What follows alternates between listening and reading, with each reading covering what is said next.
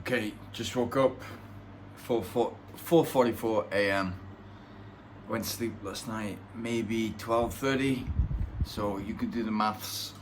This always happens to me when I've not even travelled far. I've not even flown far to be here. It's like 6.5 hours from Dubai to Bangkok, and then an hour up to Chiang Mai. But there's just something about. Probably it's about being in a new place. I haven't been in this apartment. I used to rent this apartment every year.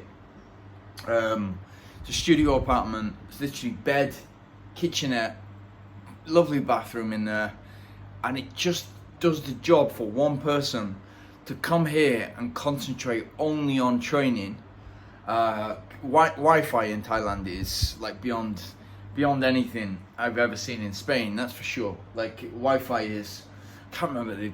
I do a speed test on that, and it was off the charts the other day. It was fantastic. So, literally, all you need is location. I'm right next to the university. You probably hear dogs in the background barking. That's like a familiar sound in the middle of the night for Thailand. Wherever you are, it's like street dogs.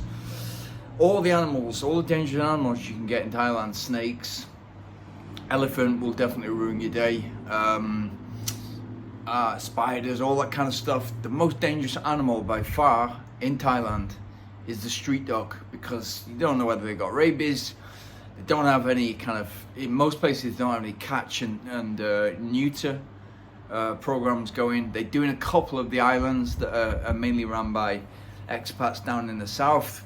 Same with cats, just got cats everywhere, dead cats everywhere as well.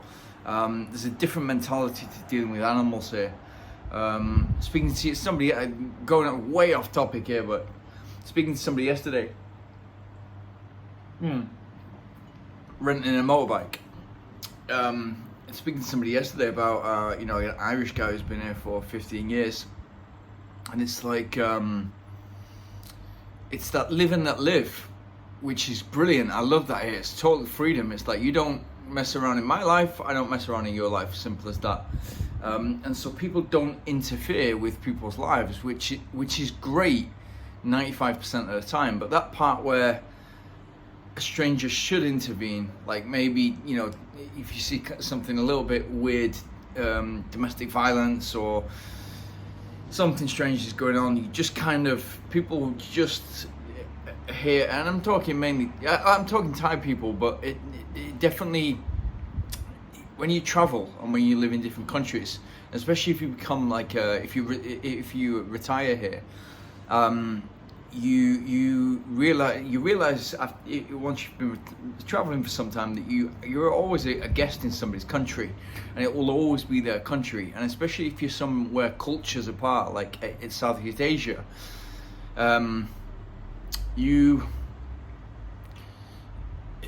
you'll never, no matter how long you're here for, you can be here 40, 50, 60 years, you'll never be one of them, because they will see you as different. And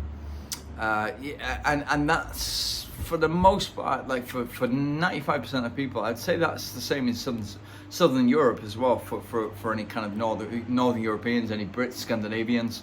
You have to really integrate into Spanish culture to be eventually seen as one of them. You're kind of always an outsider, and that's fine. But anyway, let's get back to the topic. So I woke up after 4 hours sleep, and my objective today is to run some of the mountain. So that from here, there's 2-3 kilometers until the foot of Doi Suthep. Doi means mountain in Thai. Suthep mountain is it goes up to a temple, a Buddhist temple at, I can't even remember how the meters, but it's after 11 kilometers of climbing. 11 kilometers at 6%, which is perfect for training. It's pretty much the test mountain they would use, the exact sort of gradient, 6.5%, 11k on the Madoni, and those climbs, the different climbs they use to get ready for the Tour de France that cyclists use. And then you want to go further than that to Doi Pui, then I think you're topping out at about 1,800 meters. Won't try and do the maths this early, times 3, 5,400 feet. never really understand why. And again, I'm chatting nonsense because it's 4:44 in the morning. But yeah, never can understand. As a Brit, always working in miles, always working in feet, I can never really understand why we stick with it. It's insane. But yeah, a couple of kilometers to start the climb. By that point, I'll be warmed up. I'm just gonna take a drinks bottle, and I won't be wearing a shirt. So I will do 5-minute intervals and just try and keep it really easy. And the purpose today is to do a longer run, but split that up into intervals. So there's definitely a little bit more speed there than usual. And what I'm trying to do is kill two birds with one stone. So I'm trying to do a longer interval session. So I'm trying to work on that speed, that kind of zone 3 speed, not going into zone 4, trying to keep it above 150 beats, below 165 beats. But cover more distance. It's always worked really well for me here, especially with that, training on something so specific. And what I'm trying to get ready for is 50 kilometers uphill. So on similar terrain, I mean, some of it at Untitled, which is 70 kilometers down south from here, and you go in a little bit, and then it's like, some of the last 15k of that is 20 to 30% and more. I'm pretty sure more. And I guess if you're from the UK, it doesn't make sense to put tarmac and concrete. Especially recently, there's been a lot of landslides as you go from here to Pi, which is northwest. There's been some landslides which takes out tarmac, and it's really cheap tarmac that they put in. So every couple of 2 or 3 years, they're putting a new road in. It feels like it's constant road works. So it's kind of the opposite problem because of so much water, monsoon water, and then because of so much heat in the hot months here. It's the opposite problem that they've got in the north of Europe, where ice and snow is cracking the concrete. So you've got different grades of tarmac, which if you're a cyclist, you'll know that. But as a runner, you'll appreciate when you're running on softer tarmac because there's that give to it. A little bit similar to the track, but there's a little bit of give to it. When you're running on a hard concrete, your body really notices it. So anyway, objective of the run is to get up. There'll be like a mirador, a viewpoint after 5.5 kilometers, 6 kilometers. Get to that point and see whether it's best to turn around there and get the downhill legs working, which I'll need some robust quads. But it's not difficult. The difference is I'm just training for uphill 50k. I don't need those downhill quads, and I won't need them until after that very specific race at the start of November, unless I decide to do something trail orientated and try to get like a ticket into UTMB for next year. But I can't see I just can't. I don't know. I need to look at next year, and I need to kind of weigh up. I need to get something right first. That's how it feels. I need to get something right. It's been a few months where I've kind of like been back and forth with just taking it really easily and going to races and not giving 100%, but like being there and being able to push, but not wanting to kind of like injure myself again. So just wanted to piece together a decent block of training so that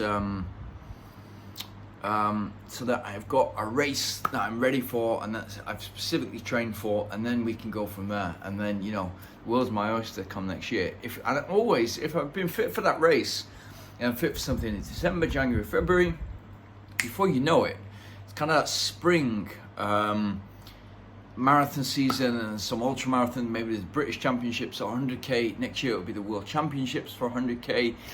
So, there's all that to play for again. And there's Comrades Marathon in June. So that's always a weird thing. Like looking forward already, I know that between sort of May, June, July, August next year, so that 4-month period, that season, I'll have to choose.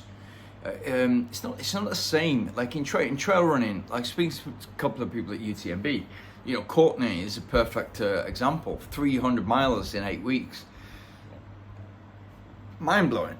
Like you wouldn't be able to run 3 all-out marathons in 8 weeks. That's for sure. And you certainly wouldn't be able to run anywhere near 3 all-out 100k flat in, and race 100k flat in 8 weeks. So I guess it's that different terrain and the different times. I think Western States was like 15 hours, I want to say, for her.